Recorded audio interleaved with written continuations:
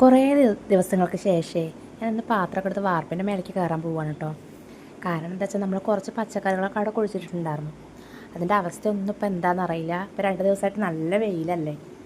അപ്പോൾ ഞാൻ കുറച്ച് കഞ്ഞിയുടെ വെള്ളം ഉണ്ടാകും തലേ ദിവസത്തെ, അത് കുറച്ച് ചാരമൊക്കെ നമ്മൾ വാർപ്പിൻ്റെ മേലേക്ക് കയറി.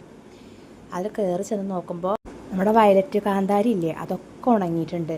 അതുപോലെ വഴുതനയൊക്കെ ഉണങ്ങി വിത്തിനായിട്ടുണ്ട് കേട്ടോ. അതേപോലെ തന്നെ കുറച്ച് തക്കാളിയുടെ തൈകളൊക്കെ ഉണ്ടായിരുന്നു, എല്ലാം അത് ഉണങ്ങി നാശമായിട്ടുണ്ട്. മഞ്ഞൾ പിന്നെ കുഴപ്പമില്ലാണ്ട് കുറേശ്ശെ ഉണ്ടായിട്ടുണ്ട്.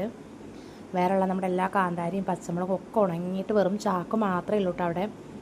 പിന്നെ ഞാനൊന്നും നോക്കിയില്ല, കൊണ്ടുപോയ വെള്ളമൊക്കെ കഞ്ഞിര വെള്ളമൊക്കെ അതിലേക്ക് ഒഴിച്ചു കൊടുത്തു.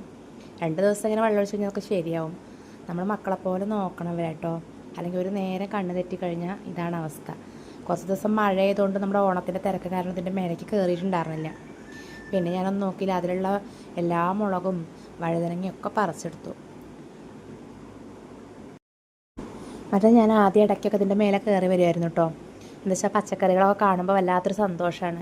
ഇനിയിപ്പം മഴയൊക്കെ കഴിഞ്ഞില്ല, ഇനി നമുക്ക് ഓരോ വിത്തുകളൊക്കെ ശേഖരിച്ച് നല്ലൊരു ഗ്രോ ബാഗൊക്കെ മേടിച്ച് പിന്നെയും തുടങ്ങണം. അപ്പോൾ കിട്ടിയതും കൊണ്ട് താഴത്തേക്ക് ഇറങ്ങി വന്നു.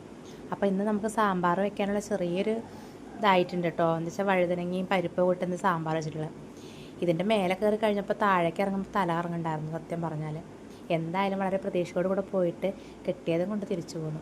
അപ്പോൾ ഇന്നത്തെ കുഞ്ഞു വീഡിയോ എത്തുള്ളൂ കേട്ടോ.